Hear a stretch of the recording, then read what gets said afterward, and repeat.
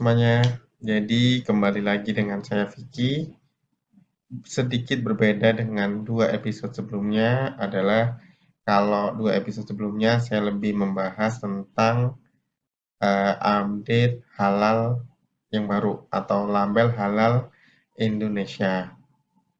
Nah, sedikit cerita sebelum masuk ke topik episode kali ini, saya ingin sedikit cerita bahwa saya seminggu ini ada visit ke kantor BPJPH, Badan Penyelenggara Jaminan Produk Halal, dan BPOM Pusat yang ada di Jakarta. Agendanya adalah update regulasi, tanya beberapa prosedur, dan juga sampai ke agenda dari kantor. Jadi ada yang mesti saya follow up. Nah, karena sudah sempat main di BPOM, jadi ada hal yang ingin saya update, yang ingin saya bagikan, termasuk ada pertanyaan yang masuk di saya terkait eh, bagaimana prosedur pengajuan PSB atau masih berlaku nggak sih PSB itu. Nah, mungkin sebelum masuk ke intinya nanti saya cerita detailnya, tapi saya kasih gambaran dulu bahwa yang pertama, audit PSB, namanya PSB itu udah nggak ada. Jadi diganti dengan pemeriksaan atau penilaian CPPOB, cara produksi pangan olahan yang baik. Nah, kalau dulu PSB itu kita daftarin per region, kalau di Surabaya menggunakan website Serasi. Nah, ini diintegrasikan dalam satu sistem e-sertifikasi dan itu menggunakan NIB dan terintegrasi dengan sistem OSS, Online Single Submission. Nah, itu.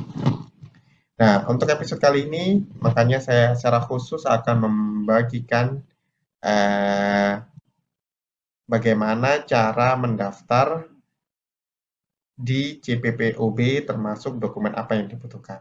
Kita mulai dulu, kita perlu tahu dulu kenapa kita perlu PSB atau pemeriksaan sarana balai. Nah, penyebutannya memang juga bukan lagi PSB tapi izin atau rekomendasi penerapan CPPOB, cara produksi produk pangan olahan yang baik. Nah, itu. Nah, di sini kalau misalnya kita tahu dulu, kalau kita sebelum punya akun registrasi IREK BPOM, jadi kita kan perlu daftar dulu di IREK BPOM. Nah, dalam atau sebelum kita bisa registrasi ke IREK BPOM ini, kita perlu kelengkapan dokumen. Untuk yang ini produk dalam negeri dan yang kedua ini produk impor atau ML. Nah, salah satunya untuk produk dalam negeri maupun produk impor itu membutuhkan hasil audit sarana produksi atau PSB atau rekomendasi Balai POM setempat. Nah, ini kenapa pentingnya kita perlu punya dulu sebelum registrasi, punya hasil audit sarana produksi atau dari rekomendasi Balai POM setempat.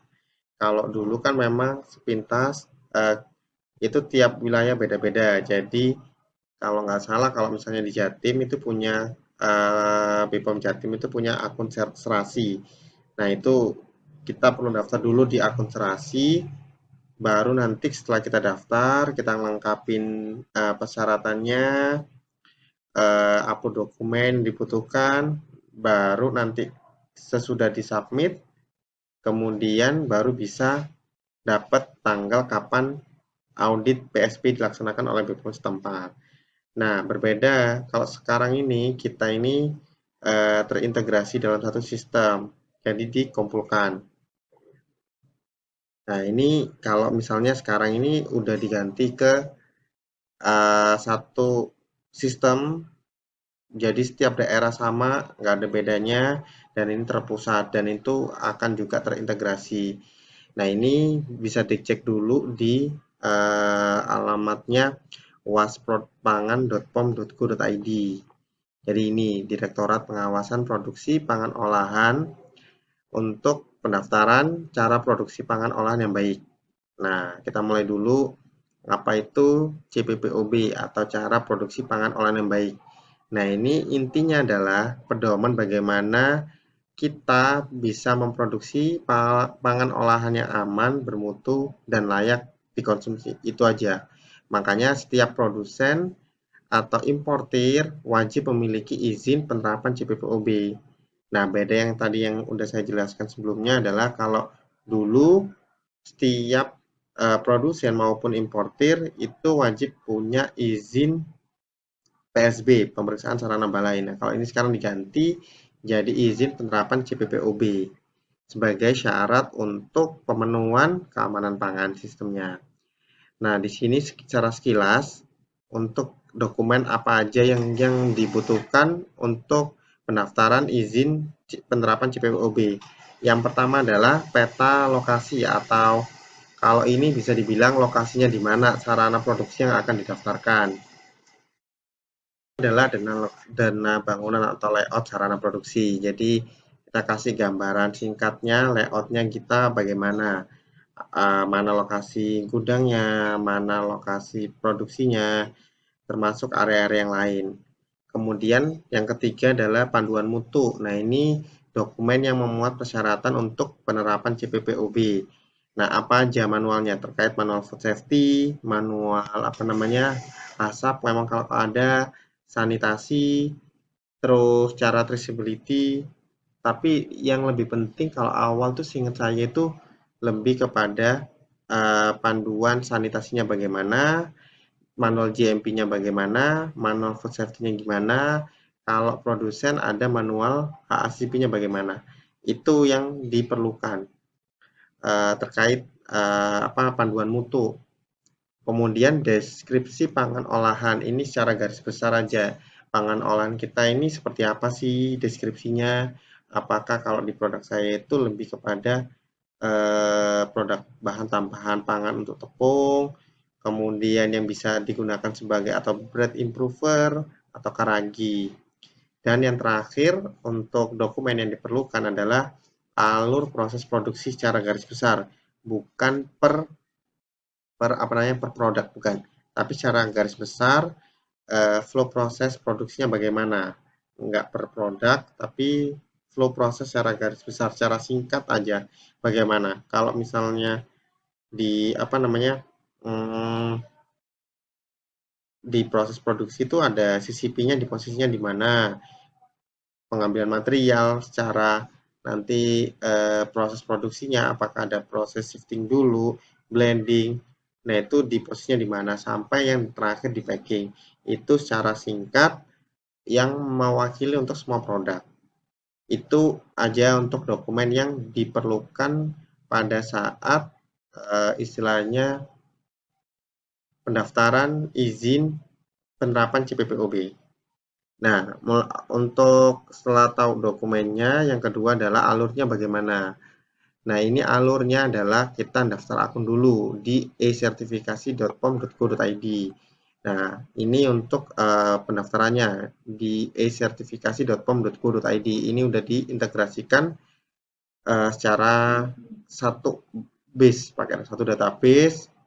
Kemudian kalau dulu kan satu-satu, kalau di Surabaya pakai Serasi, kalau sekarang udah menggunakan e-sertifikasi.pom.go.id. Nah, caranya bagaimana? Kita buat akun dulu. Nah, ini cara pembuatan untuk registrasi akun dulu. Untuk yang pertama adalah klik setelah buka link dulu e-sertifikasinya, pasti dapat gambar awalnya seperti ini. Nah, nanti ada pendaftaran, kita bisa klik pendaftaran, nanti keluar NIB-nya berapa. Nah, karena sifatnya sekarang udah tersentralisasi atau terintegrasi, makanya setiap perusahaan harus sudah punya NIB terlebih dahulu yang terdaftar di OSS. Nah, setelah kita punya NIB-nya, kita ketik di sini nomor NIB-nya, kemudian klik daftar. Setelah daftar, nanti kita akan masuk ke halaman pendaftaran perusahaan. Ini cara kalau nggak salah itu ketika kita klik NIB-nya, otomatis ini semua muncul otomatis berdasarkan inputan pendaftaran kita NIB pertama kali. Jadi ini tuh otomatis. Ada yang enggak itu NPWP bidang usaha pimpinan ini bisa diisi kalau memang nggak muncul secara otomatis. Tapi harusnya itu udah muncul secara otomatis. Kemudian data pendukungnya termasuk komoditi industri apa? Kosmetik, obat tradisional, obat atau pangan. Kalau di case saya itu di pangan. Jadi komoditi industrinya adalah pangan. Kemudian kalau sudah, kita klik daftar sekarang. Nah, nanti kalau sudah, nanti bakal ada email notifikasi terkait apa namanya username dan passwordnya. Setelah dapat, nantinya itu yang kita perlukan untuk pendaftaran di upload dokumen tadi. Nah, ini contoh halaman kalau memang kita udah.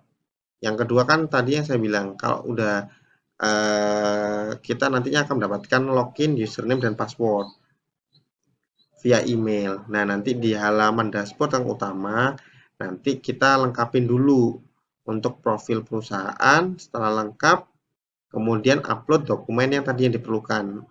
Apa aja dokumen yang diperlukan? Untuk dokumen adalah peta lokasi, layout sarana produksi, dokumen panduan mutu, deskripsi pangan olahan, dan flow proses. Nah, itu kita upload semuanya. Nanti setelah upload, kita udah daftar. Mana yang tadi ya? Bentar. Kita upload, kita semua udah daftar. Mana ya? Ini kan masih daftar, apa namanya? Edit akun, melengkapi profil perusahaan. Nanti kalau udah ada, bisa kita daftar kalau lengkap. Nah, kalau sudah lengkap, nanti itu akan diverifikasi. Nanti kita akan mendapatkan notifikasi. Nah, ini evaluasi dan verifikasi dokumen persyaratan oleh petugas BPOM lewat apa? By email. Kalau nggak by email, nanti bisa dicek di akun sertifikasi tadi. Nanti bakal ada informasinya di sana. Nah, nanti setelah itu kita udah evaluasi dan verifikasi dokumen, sudah oke, kita melakukan pembayaran. PNB namanya, pembayaran. Nah, berapa biayanya? Biayanya itu ini. Untuk baru industri besar 10 juta, industri menengah 5 juta, untuk UKM 1 juta. Nah, ini untuk pembayaran PNB-nya tadi.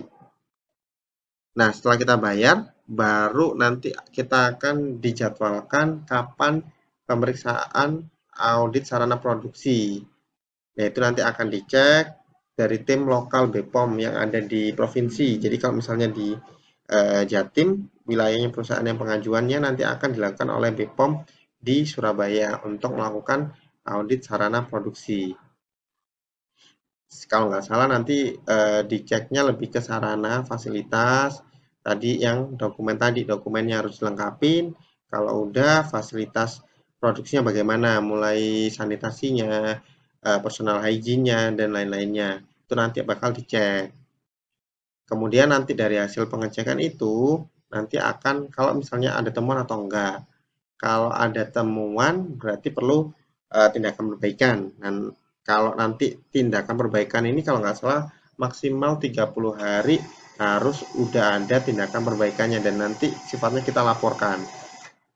Nanti setelah kita laporkan, kita udah melakukan tindakan perbaikan, nantinya akan ada dikeluarkan izin penerapan CPPOB itu tadi. By apa? By sistem tadi atau by email juga. Nanti bisa dicek aja di akun e-sertifikasi tadi dan by email yang udah di email penanggung jawab. Nanti bakal ada informasi di sana terkait penerbitan izin penerapan CPPOB. Ya, nantinya yang akan kita gunakan pada saat kita registrasi akun di e-rek BPOM. Itu ya. Jadi itu tadi gambaran singkat proses, alur, dan dokumen apa yang diperlukan pada saat kita mau mengajukan PSB atau pemeriksaan sarana balai atau kalau sekarang namanya penerbitan izin penerapan CPPUB. Itu aja, kalau misalnya ada pertanyaan bisa tinggalkan pertanyaan di kolom komentar. Mudah-mudahan juga bermanfaat. Kalau misalnya ada kritik dan saran bisa diinformasikan juga. Itu aja, mudah-mudahan bermanfaat. Saya izin pamit, sampai jumpa di episode berikutnya. Bye-bye.